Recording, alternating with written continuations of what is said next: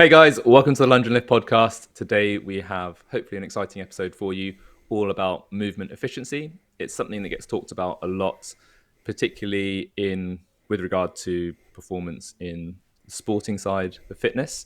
So you can expect to learn what actually is efficiency and movement efficiency, what are the implications of it, and what can you do to improve it in your sporting movements. But before we get into it, as always, a quick thank you to our show sponsors, thetrainingstimulus.com. Please check out the website if you would like to learn more about movement mechanics. wit-fitness.com. Please use discount code LL15 to get 15% off your purchase. And Hytro, use discount code LL20 to get 20% off your blood flow restriction apparel. Right. Yeah. Let's get into it. So I think with this episode, I think it's going to be so beneficial to, as all episodes are, but so beneficial to so many people because more and more people are transitioning into the functional fitness world. And especially coming from, say, quite stiff sports, like, say, powerlifting, bodybuilding, not necessarily weightlifting because that's part of this, but for me, I'm seeing more and more, say, bodybuilders come into this world of the functional fitness and still trying to move weights as if they're trying to get the best muscular contraction possible. So like doing a shoulder press, like shoulders to overhead and actively pressing it rather than using hips and shrug to get the weight near enough all the way up and then lock out. That's all you're having to do. So it's, I think for most people, it's understanding, I think, first of all, what is efficiency?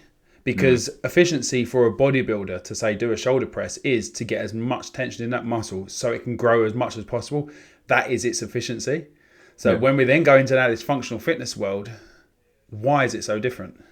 Yeah, good question. So I think for me, when we talk about efficiency with a performance angle, it's basically about the conservation of energy. Like, how can you achieve the given task with as little waste as possible? So that could be no wasted motion. For example, if you're running, classic energy leaks would be your head bobbing up and down. So you're, rather than using your energy to translate yourself or move yourself forwards through space, you're actually wasting a lot of energy by going up and down. So you're creating vertical oscillation. You might have flailing limbs going left and right. Yep. Similarly, it's not moving you forwards. Yeah, you get some people with like really excessive hip shift. But other movements where you might see big inefficiency would be flailing limbs in like kipping. If somebody's doing gymnastics on the bar, there's a lot of motion that isn't helping them to achieve, whether it's a pull-up or a toes to bar or a muscle-up. Or another one that's you see typically is in cycling, even on an assault bike, knees going laterally huge amounts, so the arms and elbows going all over the place, which means the force isn't moving the machine directly in the way that produces output. And yeah, imagine you've got to push pedals right around the cranks, but if your knees are going in and out, you're pushing inwards on them or outwards on them. That's not actually helping you to generate power and score calories or meters on the machine. Yeah, for me, I think this is, if I'm trying to picture what this would look like, is how far off the course of A to B are you? And so when you see someone riding a Boris bike and they haven't adjusted the seat height and their knees are all out to the sides pedaling, or like even worse, they're in a gym on an assault bike and doing the same thing, or as you said, like with the elbows popping out, shoulders internally rotated, and like they're in this floppy position rather than elbows tight, push, pull in that straight line with the upper body, drive straight down that, creating an efficient movement. Yeah. So you can, as you say, do the least amount of work to get the most amount of effort. No, give the least amount of effort to get the most amount of work in, the complete opposite. So it's fascinating because most people, as soon as you get tired, this is where the efficiency disappears. They might start with good quality, and this is where obviously drilling the basics over and over and over and over again. So even when you're starting to fatigue, that efficiency can hopefully, that movement pattern can hopefully stay as tight as to the proper movement as possible.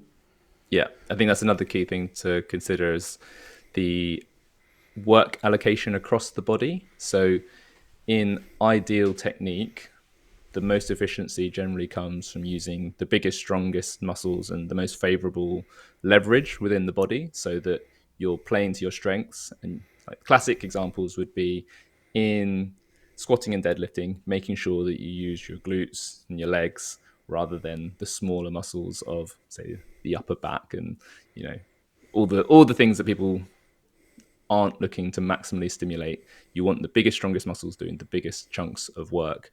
And as Rob alluded to there, as people get tired and maybe those major muscle groups or ideal mechanics start to fatigue, the body might start to look elsewhere to get a helping hand.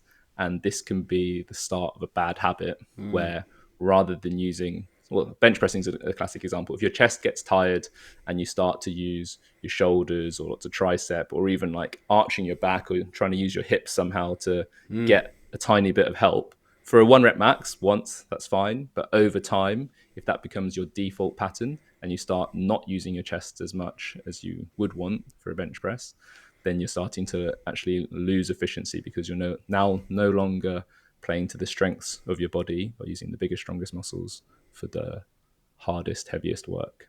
Yeah, that makes sense, because for me, it's like I think about like what you're saying there about the appropriate levels of effort, right? And if I go running at the moment, I'm going to be extremely inefficient because I've just got too much mass and poor run mechanics to run properly. Now, my mass isn't the necessarily issue. It's the way of me actually moving that mass through space and time correctly. So I'm just going to be running and essentially my feet are just going to be hitting the floor. And because I'm going to be running quite slow, it's going to provide a lot of trauma to my body rather than actually probably running. Anyone knows when they have them run, slow running is actually really hard to do because it's so much more, especially if you are a runner. Like you get someone that's a runner to run slow, they're going to find it so much harder because of that trauma. Whereas if they're actually in their stride, in their length, they're moving efficiently through space, that's their movement pattern, that's their efficiency in the run.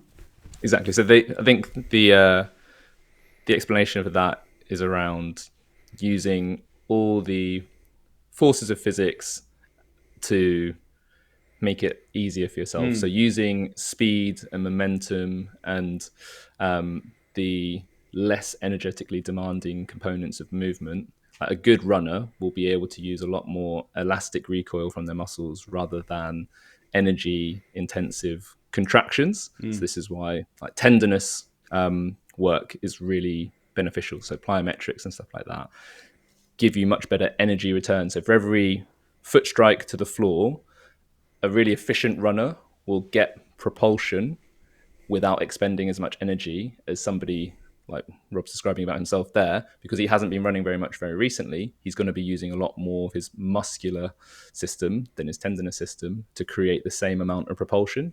And if you're not used to running at a certain speed, you're not going to be as skilled at using those less energy demanding aspects of movement. And the other thing you touched on there, which I think is a great point, is how to use the appropriate level of effort. So the classic examples for this would be for somebody who's super strong, so they've got a huge 1 rep max on a deadlift, but then we're asking them to lift 50% of that max 50 times. If all they've done is train really heavy, their body is used to putting loads of force into that bar. And you see it more in weightlifting, so maybe in cycling cleans. They're not able to pull the appropriate level of force into that bar. So it's pulling 50% into that bar. So they'll pull it too high. So every rep they're doing, they're wasting energy. They're providing more than is necessary to get the bar to where it needs to be. Say it's just like the belly button. If you've got to get under a clean, it's not very high at all. But because they're used to yanking really hard on a really heavy bar, they're now oversupplying energy, which means they're going to fatigue earlier than is necessary. Whereas somebody who might not be as strong but has much more experience knows the correct amount, just right to pull that bar just enough to get it just high enough to achieve the task. Over a longer session, a longer workout, they've actually expended less energy to do the same amount of work from a performance perspective. So you'd expect that more efficient athlete to perform far better because they're not shooting themselves in the foot by trying too hard to achieve a relatively easy task. Yeah, I think when I think about this as well, like when we were talking about this earlier, it got me thinking. And when you're, say, if I'm building up to a heavy deadlift, and say, for instance, I'm building up to 200 kilos, because it's a nice round number to add up to, right? So along my journey of building up to 200 kilos, I'm all hitting all the appropriate weights, trying to find the appropriate amount of effort and energy needed to lift those weights. And in my mind, I'm always still thinking about light switches. Let's say I'm using 6 light switches, 7 light switches, 8 light switches, 9 light switches. And then on my 200 kilos, I'm using 10. I know I'm not using everything, but I'm using my 10th light switch to turn that on.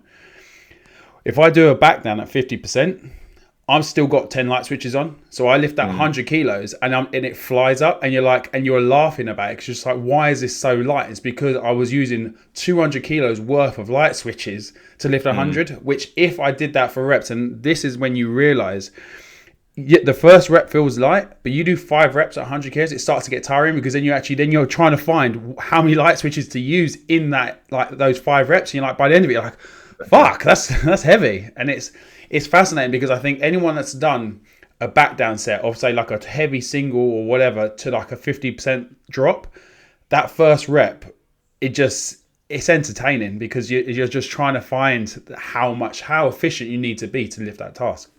Exactly. And I think this is a key distinction between the training versus competing mindset. In what Rob was alluding to earlier, for the bodybuilders, they're used to trying to put as much effort as they can into every rep, because they're looking to tax the muscle as much as possible.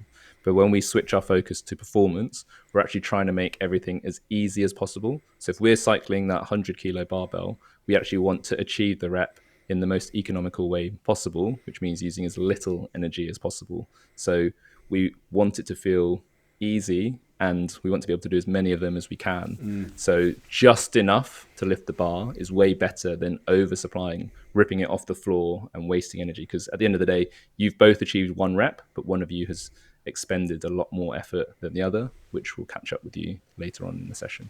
So this kind of leads into our neuromuscular efficiency, right? So what is neuromuscular efficiency?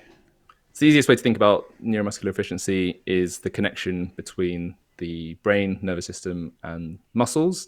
So how well does your nervous system communicate with the muscles and get the job done, essentially? So if you've set it a task of lifting a certain weight, is it a very straightforward connection in that your brain can perceive on the bar how much weight there is, and therefore how many motor units, which are essentially the pieces of muscle which can contract together, how many of those, which you like that light switch analogy, which I think is brilliant, how many of those do we need to lift this weight? If you haven't got great calibration between your nervous system and your muscles, you might be over or under supplying motor unit recruitment. So if it takes 5 out of 10 of your light switches and you're not very experienced, you might pull on it too hard by switching on 7 or 70% of your motor units. If you are tentative, you might do 4 and you might not move the bar, and then you need to try again and give it a little bit more effort. But the experienced athlete just has an innate sense of the correct amount. They know what 100 kilos feels like, so they just use enough to do that without wasting electricity. Yeah, and I think for me, it's like, this is also where you start to understand and appreciate the necessity for warm-ups and like warm-up reps and sets. And it's like beyond just the allowing the body to get accustomed to external loading to whatever you're going to hit for the day, because you could just go under a bar and probably squat 200 kilos straight away if that was, it's like I could walk into a bar and just squat that. But not only would I not know how much effort to put in, it'll just go to shit, but I still would be able to do it. I'm pretty sure of that. I don't want to go and test that, but I'm pretty sure. However, when I'm building up in loading towards that heavy single, whatever I'm doing, that 200 kilos, I've understood how much I need to give. And some days that might mean I need 8 switches compared to 7, because some days I'm more fatigued, more tired, I haven't had a good sleep or not enough food. So then that 8 switches is the efficiency needed and the control needed to actually lift that weight for the day. So when you are building up in weight, sometimes lighter weights do feel heavier because you haven't had the right amount of light switches on, because you're not fully there, you're not switched on that day. So things take a little bit more time, and that's part of the skill in it, right? And this is where if you're greasing the groove on the way up and actually gaining a really good understanding of what that lift feels like, then it means, you can make the appropriate jumps. And like, for instance, with me, with my warm-ups then, generally, say if I'm building up to, say, a 200 kilo squat, it'll be the bar, 60, 100, 140, one. Then if 140 feels slow, then I'll go 160. If it feels good, I'll put my belt on and jump straight to 180. I'll go 190, then I'll go 200. 180, I always get it up in 10 kilos. But that's pretty much my jumps. That's how I've always warmed up, and that's how I feel good. But certain days I come in and maybe I've worked a bit more, I feel a little bit shitty. I might actually do a warm-up set at 40 kilos. I might do a warm-up set at 80 kilos because I need to understand what's going on internally more. And this is where it's like, this is when we talk about training and how people gaining an understanding of this intrinsic feeling of what does this feel like and how can I be better at this. But most people are just doing, they're not understanding. And this is where it sounds boring as a coach, especially when I'm coaching classes and I'm trying to tell people in a way to sometimes go a little bit lighter or a little bit slower. And I'm just like the fucking boring coach. But I'm like, I've actually said this the other day to some of the other coaches. I was like, I kind of need to let some people make some mistakes because they need to learn from their mistakes. And I need to probably be a bit better at that. But it's hard because you're trying to make people better by telling people to maybe ease back a bit to gain an understanding. So it's a fascinating world when you start thinking about the neuromuscular side of things. I think that's a really nice example of the neuromuscular efficiency in action, in that on the bad days when you feel like you need to go up lower with smaller jumps or start a little bit lighter, the reason you would do that is if you'd made the same or you made big jumps, your body can't provide the light switches in the right movement pattern. So you're increasing the risk that the work is going to get done by other body parts. So say it's your deadlift and you're trying to get your posterior chain going, you're trying to get your hamstrings and glutes fired. If you jumped straight to 100, you didn't do 40 or 60 first, your nervous system isn't ready for that. So it's just going to try to provide force generation by any means necessary. So you might light up your lower back, you might light up your upper back without getting much recruitment from your hamstrings and your glutes, which is part of the purpose of those warm-up sets. So we can use the understanding of neuromuscular efficiency to justify these warm-up strategies that you sort of innately developed, because you can feel it in your body. If you make excuse me if you make these huge jumps, there we go. If you make these huge jumps, you're not giving your nervous system and your muscular system a fair chance to speak to each other very well. So it's nice to hear that, you've been applying that in your warm-ups. Yeah, it's just funny because I know when I think back into like my more egotistical younger days, like it would be just going in, barely having any warm-ups, being at top sets. I still get to my top sets very quickly, but I have so much more respect now for the journey to my top set that then if I need to make changes along the way, I'm now willing. And I think yesterday was I felt really proud of myself because I was supposed to be doing 2-second pause squats and for 2 reps. And last week I'd done 170. So I was like, right, this week I'm going to go 180. All right. Because I was like, it's fine. And I thought, I did a set at 180. I was like, I'm going to go up. That's fine. So I was like, no, I'm going to go up 5 kilos. So I put on 2.5s on each side. I did that for 2 sets. I was like, it's feeling good. And then I went 190 after that and did 2 sets for 2 there. And I was like, it felt good. But because I'd made such a smaller jump, I know my first set at 185, I was like, ooh, it's heavy. And then the second one, oh, there you go. Because then I had enough light switches. I found my efficiency in the movement. And then when I jumped to 190, it wasn't such a shock to my system because I'd built my efficiency up in that movement pattern. And I had 4 reps of high quality pauses. And I was like, this is what it was supposed to be an RPEA, and I did exactly what the task was. But that was because I gained efficiency in that movement. And I knew that the shock wouldn't come as much, and it didn't. Yeah, perfect. And I think that leads nicely on to the next thing we're going to talk about, which is this concept of low tone. And I think being toned is a positive thing in most conversations, in that your muscles look good, they have some tension through them, and they're fuller, they're generally firmer. So it's something that we want. But actually, for maximal efficiency or maximal sporting performance, you want the lowest tone possible to achieve the task to a good level of performance. And the easiest way to think about this is if you compare 2 sports people and say, I like golf, so we use golf as an example. 2 people hit the ball 300 yards, but one person has to really muscle it, has to try as hard as they can. You and me. Tense their muscles super hard. Yeah, you're not hitting it 300, mate.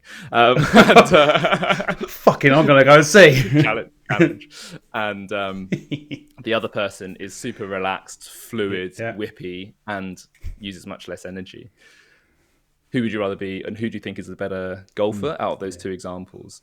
And this is true in all sports, even the strength sports. If somebody is able to, like the opposite example, if we're to lift 250 deadlift, well, I'm not getting it off the floor, but you would be able to lift any deadlift weight the same as me with less effort. So you would express lower tone through the movement, because for you it's easier. You're stronger, but you're also more efficient because you've done more reps. And I think this is quite counterintuitive compared to sports like bodybuilding, where trying to create tension, and gym-based exercise, where we're always looking for effort as the primary goal. Like, we're trying to try hard. But from a performance perspective, as we said earlier, trying to make it as easy as possible is actually more economical, which leads to better performance, less energy per rep, per movement. And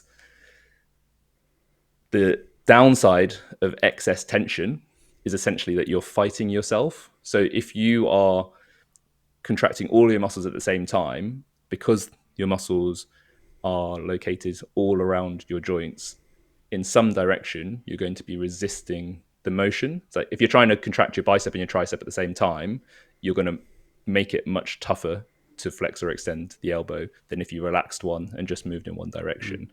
And the degree to which your nervous system is able to control the relaxation that's appropriate for a movement compared with the contraction that's required for a movement will dictate your efficiency. And this is actually leveraged in what I don't really like this as a technology for training called electrical muscle stimulation. So the old school version of this would be like the ab machines, where you wear a thing on your six pack and it just has you doing baby crunches while you're watching the TV. But they now have elaborated this out into EMS suits. So you literally wear almost like a 3/4 wetsuit with nodes all over it. And your personal trainer will essentially stimulate and give you mild electric shocks for certain muscle groups, so that you're literally fighting your own muscles. So they'll contract your bicep and ask you to do a tricep extension. They'll contract your back and ask you to do chest exercises. And it's horrific. I've done it before. And they tout it as super efficient because you can burn a lot of energy in a much shorter space of time, because you're literally fighting yourself through every movement. And this, to me, shows you the power of having efficient coordination between muscle groups, because if you can contract and relax the muscles appropriately, you're saving all that effort that would be expended when you're fighting yourself. It's like having the gas and the brake on at the same time. That's the easiest way to think about it. And I think most people would benefit from learning to relax the muscles that are holding them back, rather than only focusing on the muscles that create the movement. Yeah, this is obviously where, when we start thinking about abilities to relax, where it goes beyond just your standard principles of, say, when people talk about stretching or this and that, but actually then thinking about the lifestyle that you live and all the how much of you go into your sessions feeling fully switched on and being able to then switch off. So obviously being in a high state of being a sympathetic state, a parasympathetic state, so you're going from alert to relaxed. But when I was listening to you there, I was thinking about recalling to the, you know, that I don't know what it was done. It was an experiment done on a bunch of like football players that were like really tight, or something like that. I'm talking American football players that are really, really tight, and they were knocked under unconscious. They had to bend them all about and stuff like that because their muscles had relaxed. So they had the neuromuscular signals to keep everything tight and switched on, relaxed and chilled. And this is and when you look at someone like a yogi, or someone that's into like that way of living, they have such massive low tone, but they don't have the ability to fire that unless they do both, unless they practice both. And you know, that is very much possible to do. You just have to have the conscious thought of actually doing these things. And most people, as I said, they go into their training sessions unconscious, to the point of just doing whatever's written on the board or whatever there's on their app, and just doing and not actually experiencing. Sounds a Yeah, bit, exactly. but yeah. I think there's a good example, and I think another one that's very similar that I like is in boxing. Like when somebody has done a lot of gymming and then they go into boxing, all boxing coaches will know that they're so stiff they can't be It's fast. slow. Yeah. Yeah, just slow because there's so much tone, like so much low level neuromuscular tone. So the brain is telling all of your muscles to be tight, and you can never throw as hard a punch as somebody who is more fluid and whippy and able to time the full body contribution to the movement, because you're literally fighting yourself in that situation. You're resisting the motion through your own body tension.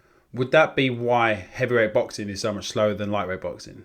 Because boxers, because I look at people, so the reason why I think, because in my head I wouldn't have thought so, because you have heavyweight boxers, which is they're just big guys, like you're talking about AJ, Tyson Fury. These are big guys that have their own efficiency, they move fast, everything. But you compare that to like the Mayweather, like I know fuck all about boxing, but you compare it to like the Mayweathers and I was going to say McGregor, but obviously he's a fucking mixed martial art MMA. But still, do you know what I mean? The lighter guys, who they are, fight, like snappy, fast. Is that why? I wouldn't say that's the main reason. Like, so you obviously hear people criticize AJ for being a bodybuilder. I don't know the ins and outs of his training, but it looks like he's done a lot of resistance training to look like he does. And Tyson Fury will call him out for being a bodybuilder because that he knows that that's not actually what you need to do for boxing. And he's a great example of it in that he's got a bit of a wobbly chassis and still is a phenomenal boxer. Yeah. So it could be part of the reason, but excuse me again. It could be part of the reason, but I don't think that'll be the main reason why heavyweights are slower. I think they're literally just there's so much more mass involved. Yeah. So to throw a punch, there's more force that needs to be generated, which takes a little bit more time to move a heavy arm and heavy body compared to a small, lighter one. Cool. No, it makes sense. So, because I think the reason why it got me thinking of that is about like there are so many implications that come from like poor movement mechanics, poor movement efficiency, and all these sort of things. So, I guess if someone is, when we're just keeping it on the boxing analogy, people like say AJ and Fury and stuff that have then done this for years and years and become very efficient with their bodies. Same as like with me and moving through my movements. I'm very efficient with my body and my mass of how to move fast for me and efficiently for me. That is key, because we all have our own abilities to learn how to become efficient, right? Yes. So I think basically the way we've sort of dumped a lot of information in the first part of the podcast. So to make it a little bit more useful and practical, like with all of that in mind, how can we adapt our training to leverage that information to our advantage? And I think the key thing is to think of efficiency as a skill. So you have to do a lot of reps, you have to put in a lot of time and develop awareness and understanding of what you're trying to achieve with a movement to groove that efficiency. Because like everybody knows that the first time somebody bench presses, they're all over the place. The elbows are flaring, the bar's wobbling forwards and backwards. So there's a lot of wasted energy. Whereas somebody who's bench pressed thousands and thousands of reps, it's pretty nailed on, great bar path, no excess motion. There's not a lot of wastage going on. And that skill acquisition process, we've done a whole episode on skill acquisition, which is worth checking out for the deep dive. Be linked in the description below. And I think there are some ways you can improve that, but there are no shortcuts to reps. You've just got to accumulate a lot of reps. And one of the reasons for that is that efficient movement is subconscious. And I think this is something we talk about a lot on the Training Stimulus Mentorship, because it's very counterintuitive compared to a lot of fitness education where it's all about the mind-muscle connection. Whereas actually for that fluid, low-tone movement, you need to be focused on things outside of your body. We talk about external cues in coaching. You just got to focus on doing the task in the most efficient way possible, which actually means the subconscious is taking care of the motor pattern. So there's a great book called The Inner Game of Tennis, which I think we talked about before, where he talks about just focusing on something outside of your body and letting the subconscious figure out the movement pattern that achieves the task best. So in tennis, you might be focusing on the timing of the ball bouncing and then hitting the strings. So in your head, you go bounce, hit, bounce, hit. And all you think about is where you want the ball to go. without thinking about anything internal. So you're not focused on contracting a certain muscle. You might have one or two technical cues, but I would still class those as external. So like, where's your racket in the backswing? Is it above your shoulder? Is it below your shoulder? Is it lower than waist height even? So your start position. But all you then think about is hitting the ball and where it ends up. And your subconscious, if you are appropriately relaxed in the right frame of mind, your subconscious will figure out and connect the dots between, oh, my racket started here, this was the timing, and the ball ended up where I wanted. And with enough reps and enough connecting the dots, this is how you refine that skill. The common pitfalls would be to think about, oh, I'm contracting my pec, I want to flex my wrist, I want to like squeeze my bicep, all these things which actually lead to a more disjointed movement pattern. It's not as smooth, it's not as efficient. You're not allocating that effort and workload well across the team that is your body. So this is a huge distinguishing feature between sport and classic exercise. Like we said earlier, exercise, we're looking for it to be maximally taxing. In sport, we want it to be as taxing as the body as little as possible per rep. Yeah, because I think when I think about everything in the gym, and so in my general sessions, the first parts it will be like my powerlifting focus, and then the rest will go more into like my accessory pieces, like bodybuilding stuff, the stuff that I like to try and then at least make myself look a little bit better. And for me, they're the ones I'm trying to gain as much muscle, my muscle connection. And for me, I'm a big fan of that internal feeling, because for me, most people don't have any connection of what's going on inside, and trying to get them to hold things, for pauses to get a better connection. Not saying that then, for instance, doing a cable row is then going to go and help them with some pull-ups or something, or lat pull down, going to help necessarily with some pull-ups per se. But for me, it's the ability to say, okay, cool, I'm going to use my back. I'm going to use these things. We're in a pull-up, I'm trying to get my chin over the bar. So then I'm trying to make that as efficient as possible. So I'm not, as you say, I'm not thinking lat, biceps, shoulders, chin, all this. I'm just thinking pull up. Yeah. So it's like there is a distinction, but I do think there is a place for people that have, one, a lack of strength, but also a lack of connection with their body, because most people don't have that to gain a connection, but not necessarily relate that straight over to pull-ups. Say I do lat pull down, I get better at pull-ups. It's the exact reason why people do lat pull down. They say, why I can lat pull down 100 kilos, why can't I pull myself up for one? Because it's different. It's a different movement. Yeah, I think the mind muscle for bodybuilding definitely is a huge tool to use. But you said it perfectly there in the pull-ups. Anyone who's done a max set of pull-ups knows if you are very consciously squeezing lats, squeezing biceps as you do the reps, you've got a lot less reps than if you do nice, fluid, speedy reps. Because again, speedy, less time under tension, less work. So if you wanted to score well in a strict pull-up test, you wouldn't be gripping the bar as hard as you can, squeezing your lats as hard as you can. Whereas if you were doing them for developing your lats for bodybuilding, you would, because that is the objective and the training stimulus that you seek. So that, I think, is a perfect illustration of the sporting performance and efficiency versus muscular stimulation for hypertrophy. And this is where a lot of people, especially in the sport of CrossFit, do themselves down, because they're trying to feel the sporting exercises as if they're bodybuilding exercises. And that ends up costing them more energy than is necessary. So they shoot themselves in the foot and perform worse, because they're trying to feel the exercise or feel the muscles, when actually they just need to hit the movement standard as easily as possible to score as well as possible.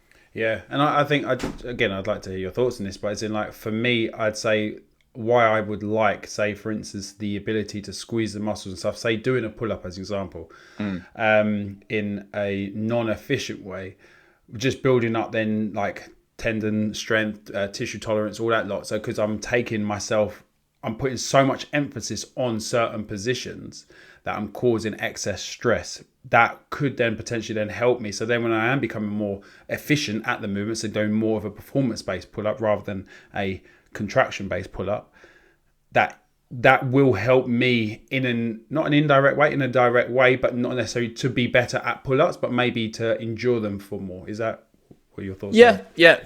So it depends what adaptation you're trying to drive in the body. Like if somebody isn't very good at recruiting their lats, teaching them to recruit their lats and having that carry over to their performance will improve their efficiency, because you're bringing in a big, strong muscle group that maybe wasn't providing much effort. The direct path to getting somebody better at pull-ups, assuming they have nothing going wrong, is doing pull-ups or very similar movements to pull-ups. And I think, don't get me wrong, I will think about which muscles I'm using when I'm doing pull-ups sometimes, but that's because there is an aesthetic component to why I'm doing them. Whereas if I was going into the army and looking to win the max pull-up test, I wouldn't. I would be trying to do them as loose and as easy as I can to just get the chin just over the bar, just high enough with as little tension as possible. And I wouldn't be doing loads of like tempo, pause, lat pull downs to achieve that. It's way better to just be, loose and easy, just like flying over the bar, just high enough with, like everyone knows you see it in weightlifting as well, like the tug. So you just a sharp tug or like a little hip pop when you're doing kipping movements, and you want just enough to achieve the movement. You don't want to be snatching your 40%, gripping the bar as hard as you can, jumping as hard as possible, and the bar's like lifting you off the floor because it's rising so quickly. That's not what you want. So as always, it depends on what you're trying to achieve from the movement. But if I'm trying to improve my max rep pull-ups, I would be looking to go low tone, fluid and easy. But if I want to develop my back and biceps, then I'll be slowing it down and thinking about the muscles. Yeah. The only reason why I say that is because when I think about myself doing pull-ups and I'm going for, say, a max set, or trying to get to say a 10 or 12, right? And I'm getting to about 8, and I then get to that dead hang position. I'm like, fuck. I actively have to think lats, bang, and I actively think of the muscles that I want to use to get me up, because I can't then use the efficiency anymore of the pull-up because I've essentially exhausted the movement pattern that my body knows as a pull-up, and I then have to think in essentially lat pull down. I have to think to get my chin over for the last few, which is then why I basically do singles, because then I'm trying to then, because you can't be efficient, because I'm going lat, bicep, shoulder, chest. Do you know what I mean? I'm thinking too segmented, which is why it goes single rep, rather than then big set of 8, because that's my efficient movement pattern. So it's just when I'm thinking about that, is there is a time and place for then that segmented feeling, but it's when you've depleted your efficiency. Yeah, so I would describe that as the threshold for that skill has been exceeded. Yeah, so like 8 was my threshold. Exactly. So now your pattern is in jeopardy, in that your body doesn't want to do the most pattern anymore because you're fatigued. So it's going to look to other muscles to try and get the job done. So you're in a position where you've got to consciously override, stop it going into your traps and stop it going somewhere else. You're deliberately saying, no, we're sticking with these tired muscles. I know you don't want to use them, but we're going to use them because I know that's best. And because that's bodybuilding 101, right? That's like taking something to failure and not taking it into just doing the work and actually getting the muscle to do the job. So it's like, I am blending performance and bodybuilding. There you go. It's a thing, mate. That's what I'm already doing. I'm a natural. But functional bodybuilding. I know, mate. So, but I'll tell you something, what would be really cool is if we'd spoken about all this, maybe we dive into how do you actually achieve some of this stuff, and maybe just rerun through some of the bits we kind of discussed earlier, because we've touched on so much this episode. And I think movement efficiency within the functional fitness space, like I said at the start, is key, especially if you want to do well. And when I say well, that means just well for you to kind of transition from probably a more commercial based bodybuilding focused, say, style of training, of contracting those muscles and going from A to B in as much tension as possible, to now changing that up and becoming a more effective, efficient person at doing a movement. So let's dive into that. So in terms of achieving efficiency, like we said earlier, think of it as skill acquisition. Check out our episode on that. And we want to be developing our skill towards ideal technique. So this is ideal in terms of physics, things like bar path. Are we using the big levers, the big muscles to do most of the work?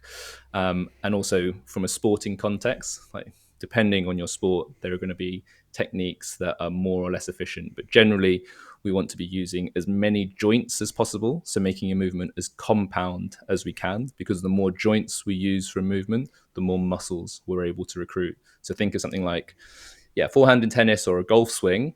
if you're just using one joint, you're not able to generate much power. Even if it's a hip joint that's a big, strong one, you want to be using as many joints as you can to recruit as many different muscles as possible. So it's as full a body movement as you can. And that's going to mean each individual muscle has slightly less to do than if there were less joints involved. As we say in the skill acquisition episode, lots of volume, lots of reps are required to give the subconscious and the nervous system an opportunity to learn. It learns through proprioception and feedback, so feeling positions, so it knows where it is, and linking that to the outputs. So you can't really shortcut that process. There's little things you can do, which you talk about in that episode, around having different variables. So you accelerate that feedback process so you can feel whether you go right or wrong. And the third thing I would say in terms of achieving efficiency is assessing your skill for energy leaks. So knowing what to look for, what are the common pitfalls for wasting energy? So that could be deviation away from optimal technique. It could be not using a particular joint or muscle, or excessive motion, like we said in those examples before. Things that you commonly see in functional fitness would be like over kipping. If somebody has recently got bar muscle ups, for example, they have a huge swing through and a massive hip drive, and then they're almost like going over the bar too far. Whereas actually, if you look at the elites, they have stubbier kips. It's much more punchy. It has that sort of tug, sharp pull. So it's just enough to get them over, so they're not wasting any movement. And the best way to do that is reviewing your videos and maybe asking an experienced coach to cast their eye over it to say, what movement is unnecessary in this? Like, we've given a few examples through the episode, but I think if you are aware of those inefficiencies and you can do some skill work to iron them out, you end up saving energy per rep. But the simplest thing that everyone should be doing if they're looking to improve a skill is just do it more. Like, with some conscious, deliberate practice, your body will save you a lot of energy. And that's one consideration I think people don't think about, is the more skilled you get at something, the less energy it uses. So if you do have, for example, a fat loss goal, be aware that be really inefficient. If you get really, this is one of the reasons why they're just like run 5K every day to lose weight doesn't work, is that if you do the same 5K every day, the more times you do it, the less calories you will be burning in that same run, because your body is becoming more efficient. So your running performance will go up, but actually the calorie expenditure will be going down over time. So if everything else is the same, that run 3 months in will be burning less calories than the same run at the start. So it's just, a little consideration, which I know it's a bit off topic for performance, but an interesting side note. No, it's definitely an interesting side note, because it gets me thinking, though, because you need to find that sweet spot of doing something enough to then become efficient at it, so you can overload it potentially. So then using, say, movement, say like a squat. So if you're always squatting, say 60 kilos, then I say you're going to get really good at that. So then you need to start increasing the weight to be getting that stimulus of potentially increasing your strength and stuff. So we need that sweet balance of just enough of everything to kind of make sure we're moving in the right direction. And what I mean by that is, for me, with the overkipping example, you kind of need to overkip at the start, because you're trying to find how much you need to get yourself up over the bar.